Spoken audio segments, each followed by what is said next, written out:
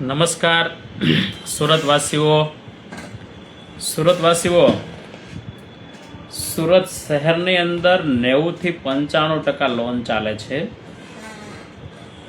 એ 95%ની અંદર 20% લોકો એવા છે કે જે પ્રાઇવેટ બેંકની અથવા ફાઇનાન્સની લોન લઈ ઊંચા વ્યાજમાં ફસાઈ ચૂક્યા છે।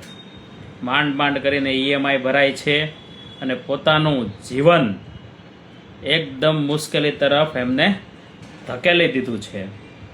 મિત્રો, મિલકત લો પછી છે ને વિચારા વગરની લોન કરવાથી આ પરિસ્થિતિનું નિર્માણ થાય છે।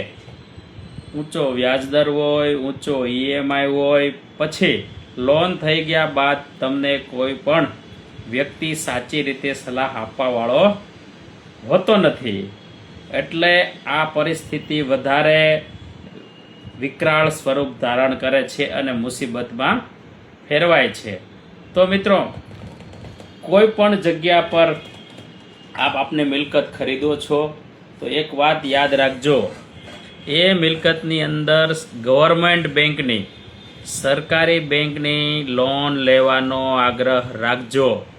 કેમ કે ગવર્મેન્ટ આપણને મકાન લેવા માટે, પોતાનું ઘર લેવા માટે મદદ સ્વરૂપે લોન જે આપે છે એમાં વ્યાજદર નહિવત રાખતી હોય છે। તેમજ લોન થયા બાદ અન્ય ચાર્જીસો તેમજ ડોક્યુમેન્ટ્સ કઢાવવા માટેનો ખર્ચો હોતો નથી। એટલે એકંદરે ગવર્મેન્ટની લોન આપને બહુ સસ્તી પડે છે અને એ લોન ઓછો વ્યાજદર હોવાથી પ્રિન્સિપલ એમાઉન્ટમાં આપણે પૈસા ભરવાથી એ લોન જલ્દી પૂરી થાય છે। એટલા માટે સુરત શહેરની અંદર કોઈ પણ જગ્યા પર તમે મિલકત લો છો તો અવશ્ય ચોક્કસથી ગવર્મેન્ટ બેંકમાં જ લોન કરાવજો। બીજી કોઈ પ્રાઇવેટ, એનબીએફસી, કોઓપરેટિવ બેંકમાં લોન કરાવતા નહીંતર 20 વર્ષ સુધી પસ્તાવવાનો વારો આવશે। સુરતવાસીઓ, તમારા માટે અમે લઈને આવ્યા છીએ ડાયરેક્ટ સરકારી બેંકમાં લોન। 1 પણ રૂપિયાનો એજન્ટ ચાર્જ નહીં, અમારી કોઈ ફીસ નહીં, ફક્ત ને ફક્ત માત્ર ને માત્ર 8 દિવસની અંદર તમારી લોન થઈ જશે।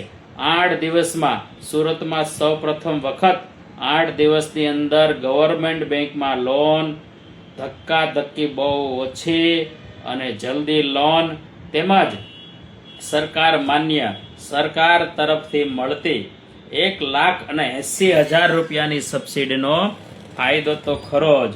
તો મિત્રો, આ વિડીયો સુરતના તમામ લોકો સુધી પહોંચાડજો અને હોમ લોન લીધા પહેલાં એક વખત અમારી ઓફિસની અવશ્ય મુલાકાત કરજો।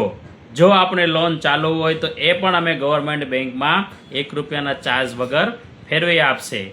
આપણે સુરતને તોતિંગ વ્યાજ મુક્ત કરવાનું છે, માટે સૌ સુરતવાસીઓ આ સરકારી યોજનાનો લાભ અવશ્ય લેજો અને લોન બાબતમાં નિશ્ચિત રહેજો।